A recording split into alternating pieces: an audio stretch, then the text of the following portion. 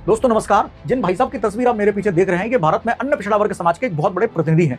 नाम तो मैं नहीं जानता और जानने में इंटरेस्टेड भी नहीं हूं, क्योंकि नाम लेकर मैं इनको और ज्यादा फेमस नहीं करना चाहता। यहां पर मैं आपको जानकारी देना चाहता हूं कि आचार्य धीरेन्द्र कृष्ण शास्त्री, जिन्हें हम बागेश्वर धाम के पीठाधीश के रूप में जानते हैं, उन्होंने 7 नवंबर से दिल्ली के क्षेत्र से लेकर और वृंदावन के बीच में सनातन एकता पद यात्रा निकालने की घोषणा की है। इसी घोषणा के साथ ही भारत के अंदर कुछ ऐसे लोग हैं जिनके पेट में मरोड़ उठने लगी।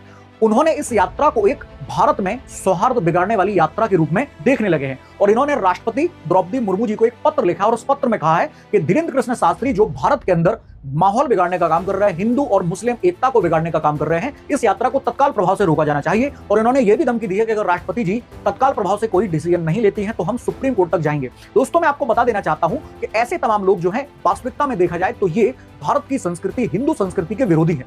आप लोगों को याद होगा कि भारत में लगभग 800 सालों तक मुसलमानों का, यानी कि बात करें हम तो विदेशी आक्रांताओं का शासन रहा है और उसके बाद 200 सालों तक अंग्रेजों का शासन रहा है। आप लोगों को क्या लग रहा है कि अंग्रेज लोग या मुस्लिम आक्रांता इतने पावरफुल थे कि उन्होंने भारत की इतनी बड़ी मेजॉरिटी ऑफ पॉपुलेशन को अपने अंडर में ले लिया और गुलाम बना लिया?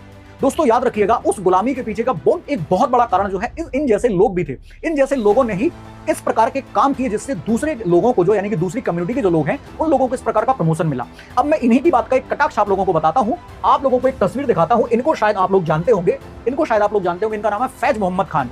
फैज मोहम्मद खान भारत में एक सुधारवादी मुस्लिम के रूप में आप इन्हें जानते हैं। सुधारवादी बहुत बड़े स्कॉलर हैं और इन्होंने खुद धीरेन्द्र कृष्ण शास्त्री जी से जाकर दिल्ली में मुलाकात की और इतना ही नहीं, अपने साथ में बहुत सारे मुस्लिम प्रतिनिधियों को भी लेकर गए और उन्होंने ये कहा कि धीरेन्द्र कृष्ण शास्त्री जी जो काम कर रहे हैं उस काम से प्रेरित होकर हम लगभग 15 से 20 करोड़ मुसलमान जो भारत में रहते हैं, वो सारे के सारे मुसलमान लोग इस यात्रा में शामिल होंगे और धीरेन्द्र कृष्ण शास्त्री जी के द्वारा जो काम किया जा रहा है, ये देश के मुसलमान जो हैं ये बागेश्वर धाम जी के साथ हैं और देश को एक करने वाली ये यात्रा होने वाली है। तो जब इस कम्युनिटी के लोग भी उनकी बातों से इतने ज्यादा प्रभावित होकर इस प्रकार के काम कर रहे हैं, तो फिर हमारे देश में ऐसे ही लोग जो हिंदू धर्म के प्रतिनिधि बनकर मार्केट में घूम रहे हैं, उन लोगों को इस यात्रा से क्या समस्या हो सकती है?